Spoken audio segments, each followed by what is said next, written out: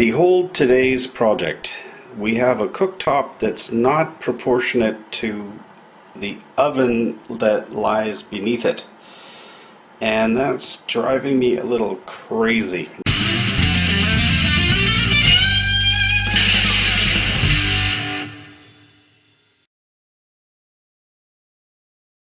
Hello and welcome to My Man the Maker.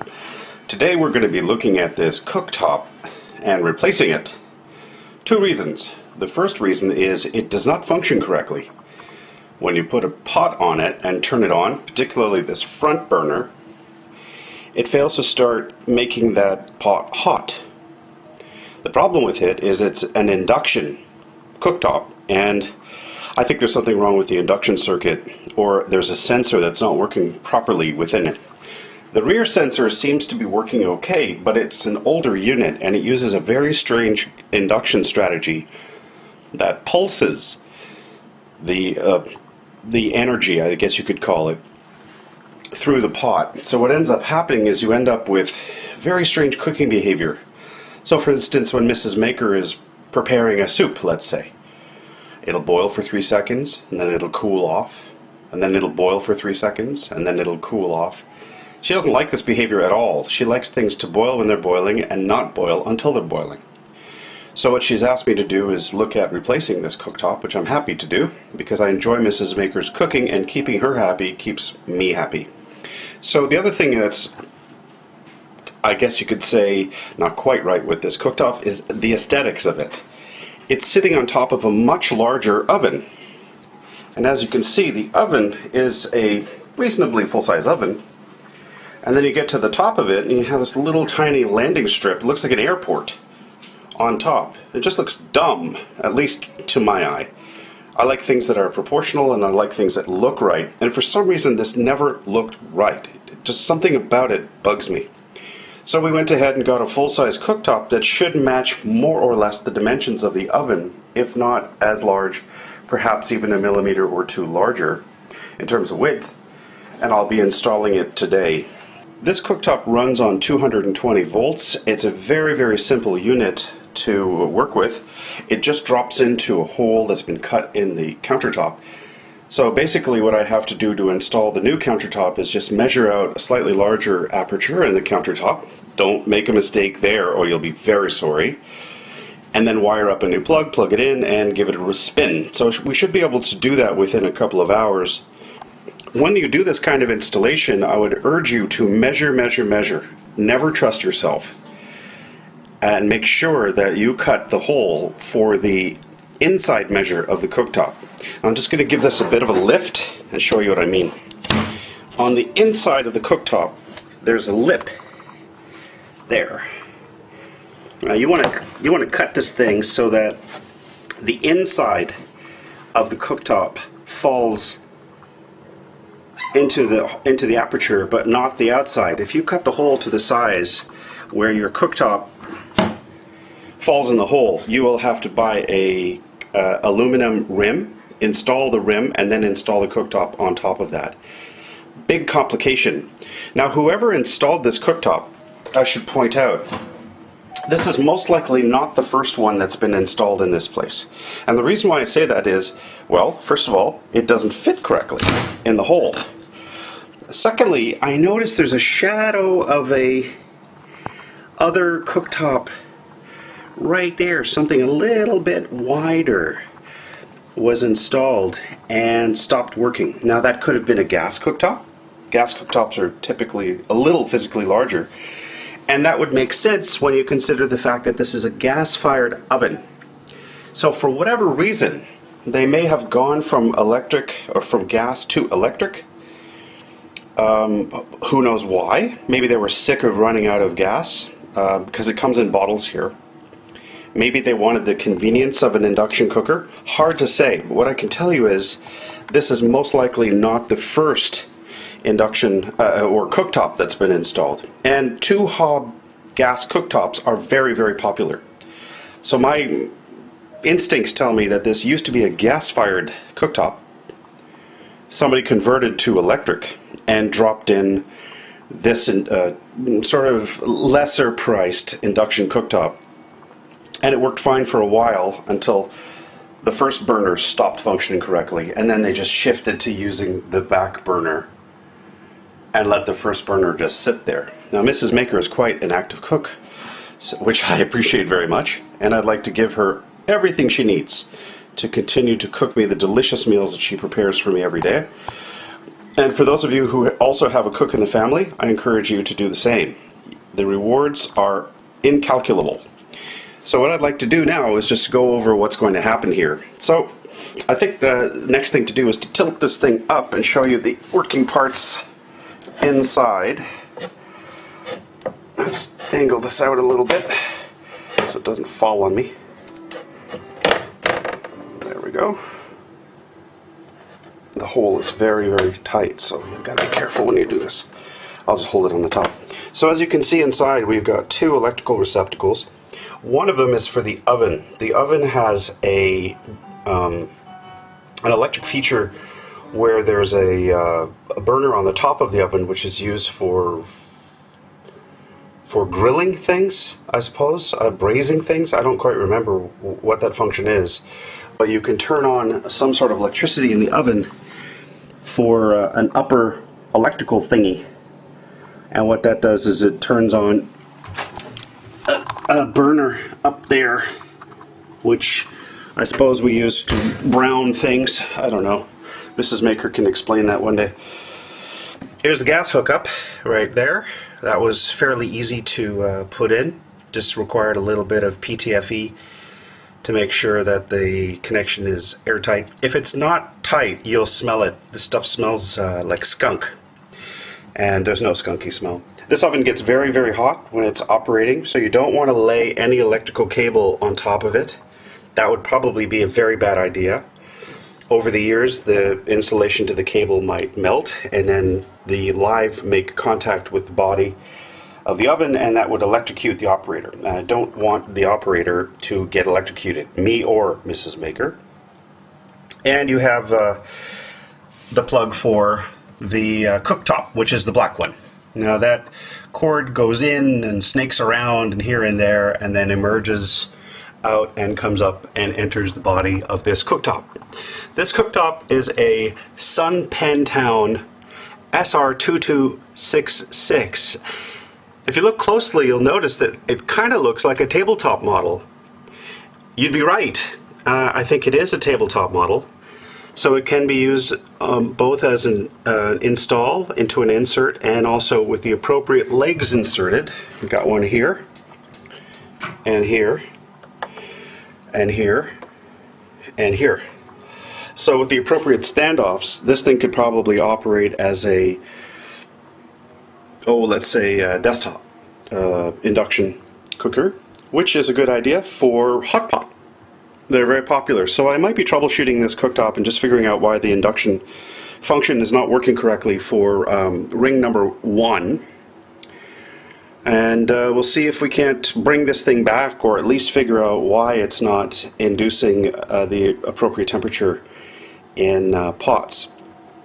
And for hot pot, if it boils and then stands off and boils and stands off, that's okay, because hot pot tends to be an hours-long affair where you dunk things in a delicious soup and then you cook them yourself and then you pull them out and eat them. It's a big social thing here in Hong Kong, and I'd like to equip us correctly. We have a gas-fired single burner for hot pot, so we're all set up. Even if we can only get one ring working on the induction, we can have 2 pots going, because we can always go with canned gas in the camp stove. So that's the project for today. We're going to just make this aperture bigger. This one happens to be lined with aluminum foil. Not a bad idea. It's actually the kind of tape that you use for ventilation systems. So I might get some of that, because I kind of like that look. And it certainly will make things easier to clean, and it might offer up some sort of seal, or if there's spills, for example, it might prevent the countertop from getting water penetration. So that's a nice looking thing, so I'll probably be doing that. And we just got to measure, and make sure that when we do install the new one, it lines up properly against the oven so it doesn't look off. There's nothing worse than installing something that's off by 1/4 of an inch or a 1/2 an inch. There's almost no recovery from that, simply. And of course, when you take material away, you can't put it back. So I would say don't measure twice, measure thrice, and cut once. So that's the project for today, to replace this Sun Pentown SR2266 with a cooktop that has the appropriate geometry to match the physical dimensions of the oven that lies beneath it, so it looks proportionately correct. Here's what the aperture in the counter looks like. It's lined with foil tape, which I kind of like the idea of, and it's got a plug for the oven and for the cooktop. Cooktop is on the right side. So what I'm going to do next is I'm going to remove the foil tape from the aperture so I can measure things correctly, and then sketch out the necessary size hole for the replacement cooktop, which I'm going to introduce next. The old cooktop is now here on the counter, and it's kind of looks like you could maybe use it as a tabletop if you put some feet on the bottom. So maybe I'll, like I said, troubleshoot this and see if I can't get it working again so we can use it for hot pot. That would be a nice hot pot cooktop. So next step is to remove the foil, get this aperture ready and accurately measured. I believe it's 49 inches from end to end, and the width I don't exactly remember. Let's see what the tape measure tells us.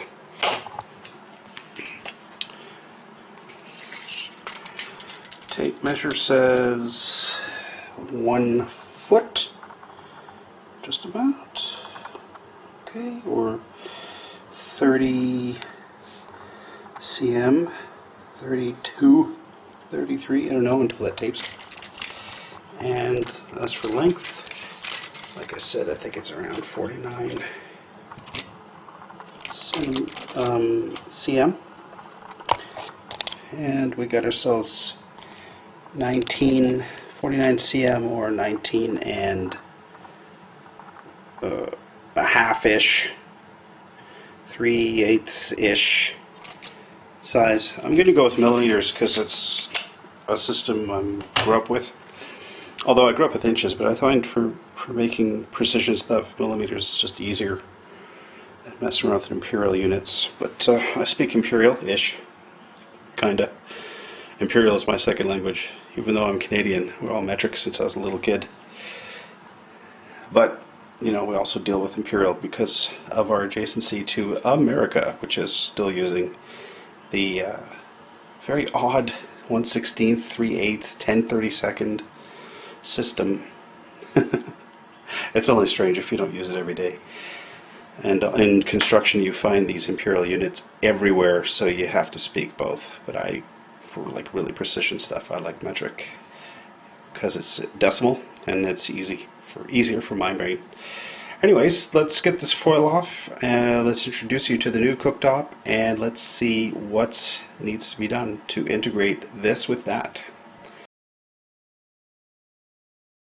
Okay, the cooktop is out. The tape has been removed. I've cleaned the front and back edges as best I can. There's a pretty serious rust stain back there.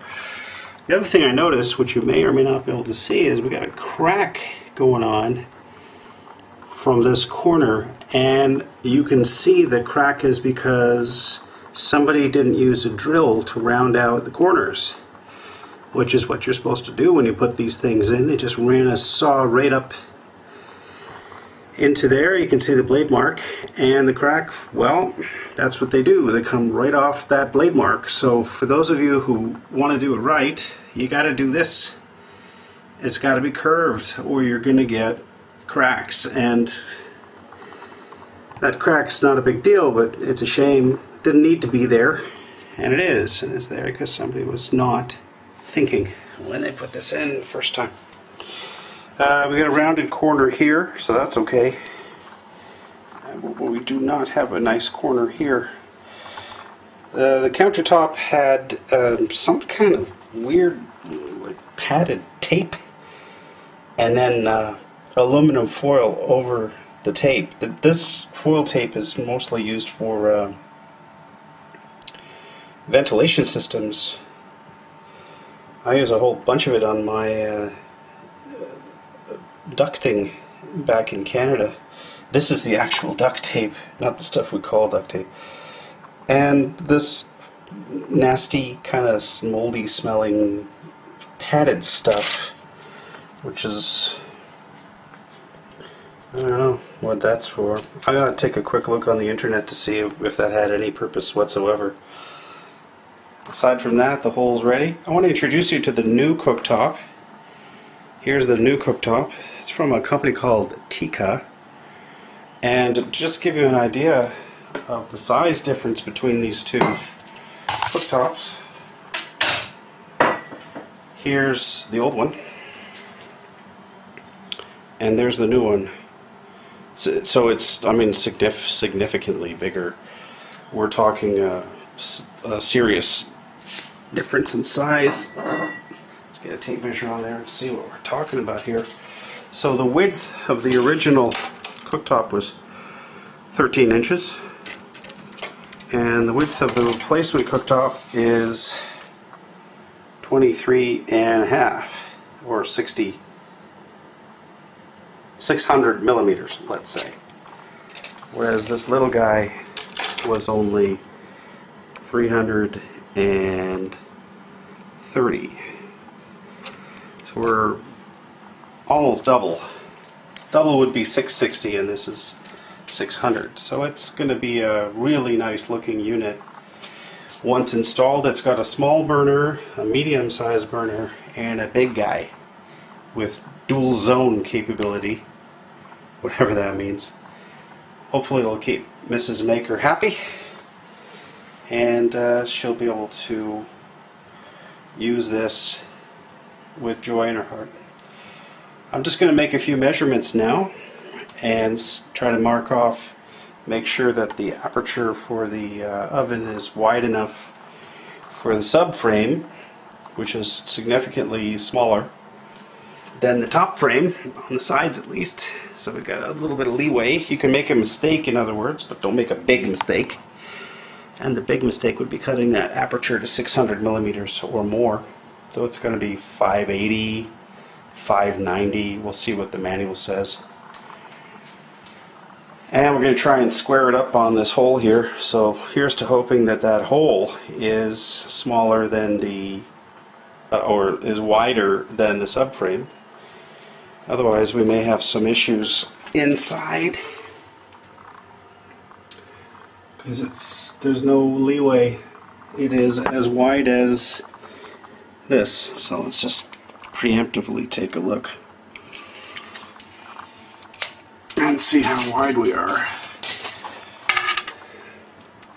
Here's hoping for 58, and where are 58 exactly. So in theory I should be able to drop the now how wide is this little subframe here? Subframe has rounded corners, and it is around 55-ish. So we are good for gold. It means I can cut 56, let's say, which means I'm 1 centimeter off of each of these sides, and it should all square up. So here's hoping that a 560 millimeter hole will be good enough. Now I have to check the depth. I'm hoping I don't need to make any changes on the depth. The depth is